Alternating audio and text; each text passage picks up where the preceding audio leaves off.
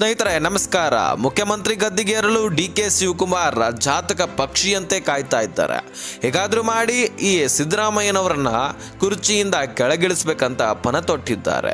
ಸಂಕ್ರಾಂತಿ ಹಬ್ಬದಲ್ಲಿ ರಾಜಕೀಯ ಕ್ರಾಂತಿ ನಡೆಯುತ್ತೆ ಅಂತ ಹೇಳ್ತಾ ಇದ್ರು. ಈಗ ಅದು ಕೂಡ ಮುಗಿದೋಯ್ತು. ಈಗ ಡಿ.ಕೆ.ಶಿಗೆ ಹಿನ್ನಡೆ ಆಗಿದೆ ಅಂತ ಹೇಳಬಹುದು. ಸಿದ್ದರಾಮಯ್ಯಗೆ ಒಂದು ಕಡೆ ನೋಡಿದ್ರೆ ಮೇಲುಗೈನೆ. ಅದು ಹೇಗಂದ್ರೆ ವಿರೋಧ ಪಕ್ಷದ ನಾಯಕರು ಕೂಡ ಹಾಗೆ ಸಿದ್ದರಾಮಯ್ಯನವರ ಕಾಂಗ್ರೆಸ್ ಬೆಂಬಲಿಗರು ಎಲ್ಲರೂ ಕೂಡ ಹೈಕಮಾಂಡ್ಗೆ ಸಿದ್ದರಾಮಯ್ಯನವರೇ ನಾಯಕರನ್ನಾಗಿ ಇರಲಿ ಅಂತ ಒಂದು ಪತ್ರವನ್ನ ಬರೆದಿದ್ದಾರೆ. ಹಾಗಾದ್ರೆ ಬನ್ನಿ ಸ್ನೇಹಿತರ, ಈ ಕುರ್ಚಿ ಕಿತ್ತಾಟದ ಬಗ್ಗೆ ಏನೇನು ಈಗ ಸದ್ಯಕ್ಕೆ ಬೆಳವಣಿಗೆಗಳು ಆಗಿದೆ, ರಾಜ್ಯದಲ್ಲಿ ಯಾವ ರೀತಿಯಾಗಿ ಸಂಚಲನ ಸೃಷ್ಟಿಸಿದೆ, ಪ್ರತಿಯೊಂದು ಡೀಟೇಲ್ಸ್ ಅನ್ನ ಈ ಒಂದು ವಿಡಿಯೋದಲ್ಲಿ ತಿಳಿಸ್ತಾ ಹೋಗ್ತಾನೆ.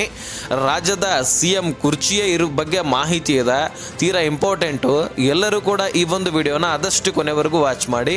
ಅದಕ್ಕಿಂತ ಮುಂಚೆ ಸಬ್ಸ್ಕ್ರೈಬ್ ಮಾಡಿಕೊಂಡು ಲೈಕ್ ಮಾಡಿ ವಿಡಿಯೋನ ಕೊನೆವರೆಗೂ ವಾಚ್ ಮಾಡಿ. ಹೌದು ಸ್ನೇಹಿತರ, ಕೇರಳ ಹಾಗೂ ತಮಿಳುನಾಡಿನ ಎಲೆಕ್ಷನ್ ಮುಗಿಯೋವರೆಗೂ ಕೂಡ ನಾಯಕತ್ವದ ಬದಲಾವಣೆ ಬೇಡವೇ ಬೇಡ ಎಂದು ರಿಪೋರ್ಟ್ ಅನ್ನ ಕಾಂಗ್ರೆಸ್ನ ಸಿದ್ದರಾಮಯ್ಯನ ಬೆಂಬಲಿಗರು ಹಾಗೂ ಬಿಜೆಪಿ ನಾಯಕರು ಈ ರಿಪೋರ್ಟ್ ಅನ್ನ ಸಲ್ಲಿಸಿದ್ದಾರೆ. ಹಾಗಾದ್ರೆ ಈ ಕುರ್ಚಿ ಕಿತ್ತಾಟದಲ್ಲಿ ಸದ್ಯಕ್ಕೆ ಯಾರ ಕೈ ಮೇಲಾಗತ್ತೆ ಅನ್ನೋದೇ ನಿಗೂಢ ಪ್ರಶ್ನೆ. ಇನ್ನು ಡಿ.ಕೆ.ಶಿ ಅಂತರೂ ಕನಸನ್ನ ನನಸು ಮಾಡ್ತಾರ ಅಂತ ರಾಹುಲ್ ಗಾಂಧಿ ಅವರು ಕಾಯ್ದು ನೋಡಬೇಕಾಗಿದೆ. ಸದ್ಯಕ್ಕೆ ಸಂಕ್ರಾಂತಿ ಕೂಡ ಮುಗಿದೋಯ್ತು. ಈ ಸಂದರ್ಭದಲ್ಲಿ ರಾಜಕೀಯ ಕ್ರಾಂತಿ ಆಗತ್ತೆ ಅಂತ ನಾವು ಅನ್ಕೊಂಡಿದ್ವಿ. ಸಂಕ್ರಾಂತಿ ಕೂಡ ಮುಗಿದೋಗಿದೆ. ಹಾಗಾದ್ರೆ ಡಿ.ಕೆ. ಶಿವಕುಮಾರ್ ಅವರು ಈಗ ಸದ್ಯಕ್ಕೆ ಡೆಲ್ಲಿಗೆ ಹೋಗ್ಲಿಕ್ಕೆ ಸಿದ್ಧರಾಗಿದ್ದಾರೆ. ದಂಡಯಾತ್ರೆ ಮಾಡ್ತಾ ಇದ್ದಾರೆ. ರಾಹುಲ್ ಗಾಂಧಿ ಅವರನ್ನ ಭೇಟಿ ಆಗ್ತಾರಂತೆ. ಡಿ.ಕೆ.ಶಿ ಬೆಂಬಲಿಗರು ಕೂಡ ಕೇಳ್ತಾ ಇದ್ದಾರೆ, ರಾಹುಲ್ ಗಾಂಧಿ ಅವರ ಹತ್ರ ಏನೇನು ಮಾತಾಡ್ತಾರಿ, ಇದೆಲ್ಲ ಪ್ರಶ್ನೆಗಳು ಮೂಡ್ತಾ ಇದೆ.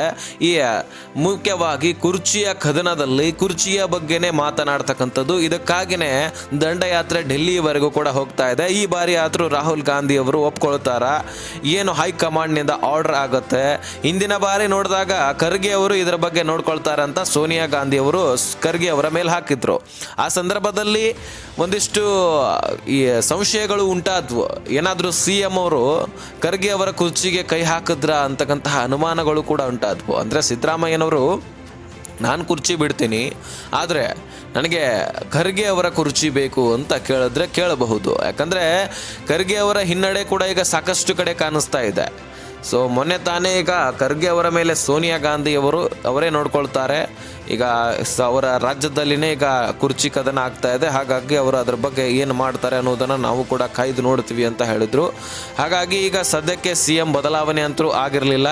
ಮೊನ್ನೆ ತಾನೇ ಡಿ.ಕೆ. ಶಿವಕುಮಾರ್ ಹಾಗೂ CM ಸಿದ್ದರಾಮಯ್ಯನವರು ಒಂದೇ ಮನೆಯಲ್ಲಿ ಉಟ್ಕೊಂಡು ಊಟ ಕೂಡ ಮಾಡಿದ್ರು. ಅಂದರೆ ಜನರಿಗೆ ಯಾವುದೇ ರೀತಿ ನಾವು ಕುರ್ಚಿಯ ಕಥನದಲ್ಲಿ ನಾವು ಜಗಳ ಆಡ್ತಾ ಇಲ್ಲ ಅನ್ನೋದನ್ನು ಜನರಿಗೆ ಮೂಡಿಸಿದ್ರು. ಒಂದು ಕಡೆ ನನಗೆ ಕುರ್ಚಿ ಬೇಕಂತ ಕುಂತ್ರೆ ಇನ್ನೊಂದು ಕಡೆ ಯಾವುದೇ ಕದನ ಇಲ್ಲಿ ನಡೀತಾ ಇಲ್ಲ ಅಂತಕ್ಕಂಥದ್ದನ್ನು ತೋರಿಸಿಕೊಡ್ತಾ ಇದ್ರು.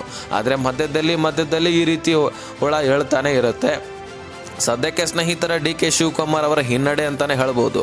ಯಾಕಂದರೆ ಸಿದ್ದರಾಮಯ್ಯನವರ ಪರವಾಗಿ ಬಿಜೆಪಿ ನಾಯಕರು ಕೂಡ ಸಿದ್ದರಾಮಯ್ಯನವರೇ ಈ ಕುರ್ಚಿಯಲ್ಲಿ ಕುಂತ್ಕೊಳ್ಳಿ, ಅವರೇ ಈಗ ಮುಂದುವರಿಲಿ ಅಂತಕ್ಕಂಥದ್ದನ್ನು ಹೈಕಮಾಂಡ್ಗೆ ಕೆಲವೊಂದಿಷ್ಟು ನಾಯಕರು ಬೆಂಬಲವನ್ನು ಕೊಟ್ಟಿದ್ದಾರಂತೆ, ರಿಪೋರ್ಟನ್ನು ಕೊಟ್ಟಿದ್ದಾರಂತೆ.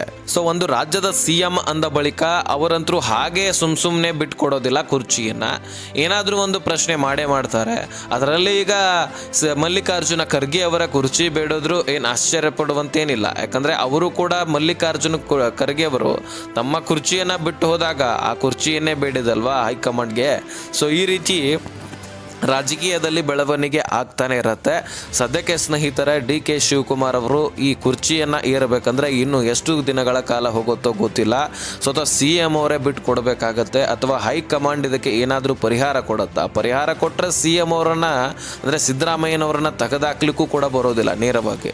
ಯಾಕಂದರೆ ಅವರ ಬೆಂಬಲಿಗರು ಕೂಡ ಸಾಕಷ್ಟು ಜನ ಇದ್ದಾರೆ, ಕಾಂಗ್ರೆಸ್ಸನ್ನೇ ತೊರೆದು ಹೋಗುವಂಥವರು. ಈ ಕಡೆ ಡಿ.ಕೆ. ಶಿವಕುಮಾರ್ ಅವರನ್ನು ಕೂಡ ನಾವು CM ಕುರ್ಚಿ ಇನ್ನೂ ಕೂಡ ಕೊಡಲಿಲ್ಲ ಅಂದರೆ ಸೊ ಅವರು ಕೂಡ ಏನಾದರೂ ಒಂದು ದಾರಿಯನ್ನು ನೋಡ್ಕೊಳ್ತೇನೆ ಅಂತ ಮೊದಲು ಹೇಳಿದ್ರು.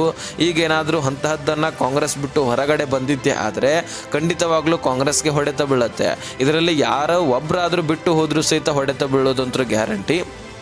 ಹಾಗಾಗಿ ಮಲ್ಲಿಕಾರ್ಜುನ ಖರ್ಗೆ ಅವರ ಸೀಟನ್ನೇ CM ಸಿದ್ದರಾಮಯ್ಯನವರಿಗೆ ಕೊಟ್ಟರು ಆಶ್ಚರ್ಯ ಏನು ಪಡುವಂತಿಲ್ಲ. ಸೊ ಈ ರೀತಿ ಕ್ವಶನ್ಸ್ಗಳು ಉಂಟಾಗ್ತಾ ಇದೆ. ಸದ್ಯಕ್ಕೆ ಸ್ನೇಹಿತರ DK ಶಿವಕುಮಾರ್ ಅವರು ದೆಹಲಿಗೆ ದಂಡಯಾತ್ರೆಯನ್ನು ನಡೆಸ್ತಾ ಇದ್ದಾರೆ. ಅಲ್ಲಿ ಹೋಗಿ ಏನು ನಿರ್ಧಾರ ಆಗುತ್ತೆ ಅನ್ನೋದನ್ನು ನಾವು ಕಾಯ್ದು ನೋಡಬೇಕಾಗಿದೆ. ಹೋಗಿ ಬಂದ ಮೇಲೆ ಏನು ಡಿಸಿಷನ್ ತೆಗೆದುಕೊಳ್ತಾರೆ ಅದನ್ನು ನಾನು ನಿಮಗೆ ಮತ್ತೊಂದು ವಿಡಿಯೋದಲ್ಲಿ ತಿಳಿಸಿಕೊಡ್ತೇನೆ. ಸದ್ಯಕ್ಕೆ ಈ ಇನ್ಫಾರ್ಮೇಷನ್ ಇತ್ತು. ಈ ವಿಷಯವನ್ನು ಆದಷ್ಟು ರಾಜ್ಯದ ಎಲ್ಲ ಸ್ನೇಹಿತರಿಗೆ ಶೇರ್ ಮಾಡಿ.